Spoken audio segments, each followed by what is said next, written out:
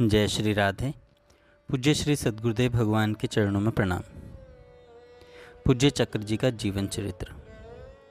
छाया पुरुष का अनुष्ठान। जब 1938 में संकीर्तन का मंत्रांक निकला तो वह बहुत ही लोकप्रिय हुआ और शीघ्र ही अलभ्य हो गया। इस विशेषांक की सामग्री में छाया पुरुष की साधना एक लेख था। इससे सुदर्शन जी आकर्षित हुए क्योंकि साधन का मंत्र सात्विक था। ओम तत्सत परमात्मने नमः। रात्रि के एकांत में अपने पीछे दीपक रखकर अपनी छाया पर त्राटक करना था। साधन में नियम भी साधारण थे। पहला, एकांत में रात्रि को केवल लंगोट लगाकर अपनी छाया पर त्राटक करना। दूसरा, जो दीपक पीछे रखा जाए उसे वहाँ से हटाना नहीं। तीसरा, 40 दिन से 6 महीने के बीच छाया सजीव हो जाएगी, उससे डरना नहीं जब तक वह स्वयं न बोले। चौथा, जब वह बोलेगी तो तुमसे कोई प्रतिज्ञा कराएगी, अन्यथा प्राण जाने का भय है। पांचवा, जब छाया पुरुष सिद्ध हो जाएगा तब तुम्हारे द्वारा बताए कार्य कर देगा। छाया पुरुष सिद्ध करने का सुदर्शन जी का एक ही उद्देश्य था कि छाया पुरुष से मैं जंगल की वनस्पतियाँ औषधियाँ मंगवा लिया करूँगा जिससे लोक हित हो। साधना प्रारंभ हो गई। महीने या 40 दिन में नहीं अपितु 15 दिन में ही छाया मोटाई में आने लगी। अगले दिन से कमरे में इधर उधर घूमने लगी। 19वें दिन उसके नेत्र चमकने लगे। अब केवल इतना ही शेष था कि वह स्वयं बोले। 19वें दिन रात्रि को जब अनुष्ठान कर रहे थे, उन्हें अचानक झपकी आ गई और उन्होंने देखा एक हाथ से कन्हई ने मुझे छूकर दूसरे हाथ से दीपक की ओर संकेत किया और बोले, दादा, या तो ये रहेगा या फिर मैं रहूँगा, दोनों एक साथ नहीं रह सकते। अचकचाकर वे जाग पड़े। यह क्या, मैं रहूँगा?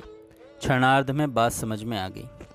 मेरा कन्हैया वचन दे रहा है कि यदि छाया पुरुष नहीं रहेगा तो यह निश्चित रहेगा। बस सुदर्शन जी को निर्णय करने में एक क्षण भी नहीं लगा। उन्होंने तुरंत त्राटक के लिए जो दीपक स्थापित किया था उसे उठाकर खिड़की के बाहर फेंक दिया। लोटे का जल गिरा दिया। जैसे ही खिड़की खोलकर दोनों चीज़ें फेंकी, वैसे ही पूरे शरीर में कंपकपी हुई और मूर्छित होकर गिर गए। कमरे से बाहर न निकलने पर नेपाली लड़के ने घंटी बजाई, पुकारा और द्वार खटखटाया। घबराकर कार्यालय से 3-4 लोगों को बुलाया गया। पुकारने पर जब उत्तर नहीं मिला तो बढ़ई को बुलवाकर किवाड़ खुलवाया। इन्हें मूर्छित पाकर पलंग पर लिटाया। होश तो शाम तक आ गया, किंतु ज्वर और कमजोरी 7 दिन तक बनी रही। परंतु मन में अपने कन्हई के आश्वासन से परम प्रसन्नता थी। कुछ रचनाएं मेरठ में। संकीर्तन कार्यालय में मेरठ के ही एक सज्जन श्री मदन गोपाल सिंगल नित्य ही प्रातः कार्यालय में आकर बैठ जाते और आपस की बातचीत में उनके मुख से साइकोलॉजी शब्द कई बार उच्चारित होता। सुदर्शन जी ने इसका अर्थ पूछा। उन्होंने बताया, मनोविज्ञान। उस समय तक हिंदी में मनोविज्ञान पर कोई अच्छी पुस्तक नहीं थी। सुदर्शन जी बोल पड़े, ओह, यह तो जानने योग्य विषय है। अब मैं कल से एक पुस्तक लिखूंगा जिससे यह विषय मुझे आ जाएगा। इस प्रकार बिना किसी पुस्तक या व्यक्ति की सहायता से भारतीय मनोविज्ञान इसलिए लिखा गया कि सुदर्शन जी को जिस मनोविज्ञान के विषय में कुछ भी ज्ञात नहीं था वह ज्ञान उनको आ जाए। इसका पूर्वार्ध मानसमणि में क्रमशः निकला और भारतीय मनोविज्ञान का उत्तरार्ध आनंद कानन प्रेस वाराणसी से बहुत बाद में प्रकाशित हुआ। मेरठ में रहते ही कई अन्य पुस्तकें भी लिखी गईं।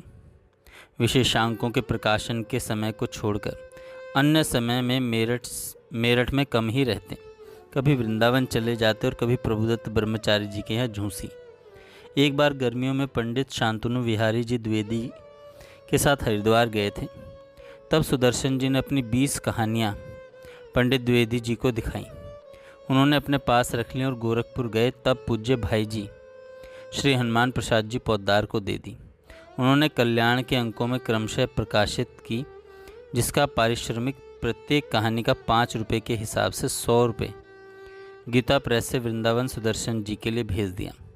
सुदर्शन जी ने इस प्रथम पारिश्रमिक का आधा अर्थात 50 रुपये शांतनु विहारी द्विवेदी जी की पुत्री कमला के विवाह में वाराणसी जाकर ठाकुर झगरू सिंह के माध्यम से भेज दिया। हिंदी साहित्य के जाने माने प्रसिद्ध विद्वान श्री परशुराम चतुर्वेदी बलिया में वकील थे। उन्हीं के सुपुत्र धनंजय चतुर्वेदी से कमला का विवाह संपन्न हुआ था। एक अघोरी का मान मर्दन। श्री चक्रजी मेरठ से वाराणसी झगरू सिंह से मिलने वर्ष में एक बार जाया करते थे। उन्हीं दिनों वाराणसी के चैतगंज म्यूनसिपैलिटी ऑफिस के सामने एक बाबा गुलाब चंद अघोरी रहा करते थे। इनकी सिद्धियां बहुत प्रसिद्ध थीं। ये आवाज़ खल्क नाम का उर्दू साप्ताहिक पत्र भी निकालते, स्वयं लिखते और स्वयं ही छपाते। अमावस्या को इनके यहाँ सत्संग भी होता। सुदर्शन जी भी वहाँ कभी कभी चले जाते थे।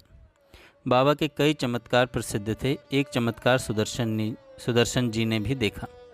बाबा तंबाकू भी पीते थे, किंतु उनके धुएं में कभी दुर्गंध नहीं आती थी, जबकि सुदर्शन जी को तंबाकू का धुआं असहनीय था। एक बार अघोरी संत सुदर्शन जी पर बड़े प्रसन्न हो गए और उल्लासपूर्वक कहा, कुछ मांग ले। सुदर्शन जी ने मांगना अस्वीकार कर दिया। कुछ अप्रसन्न होकर अघोरी ने 2 बार पुनः कहा, अरे मांग भी ले। अघोरी प्रायः सहज प्रसन्न नहीं हुआ करता। सुदर्शन जी को उनके 3 बार कहने पर आवेश आ गया। सोच लीजिए, जो मैं मांगने जा रहा हूँ वह देंगे आप? दूंगा दूंगा दूंगा, अघोरी संत ने 3 बार दोहराया। ठीक है, दीजिए। संसार में जितने रोगी मनुष्य हैं वे सब स्वस्थ हो जाएं और कोई जगत में दरिद्र न रहे। सुदर्शन जी ने दृढ़तापूर्वक ओजपूर्वक स्वर में कहा। महात्मा गुलाबचंद अघोरी फूट फूट कर रो पड़े। उन्होंने सुदर्शन जी के पैर पकड़ लिए। बाबू, तुमने आज अघोरी का अभिमान नष्ट कर दिया। इन अघोरी बाबा ने एक बार एक मरे हुए मुसलमान नौजवान को जीवित कर दिया था, जिसे कब्र में भी गाड़ दिया गया था। बाबा ने इस शर्त पर कब्र खुदवाई कि यदि वह जीवित न हो सके तो मुझे दफना देना। कब्र खोदने पर लड़का मरा हुआ था, परंतु जीवित कर दिया। तब से इनकी प्रसिद्धि बढ़ गई थी। बाबा के मरने पर वही आश्रम संभालता था।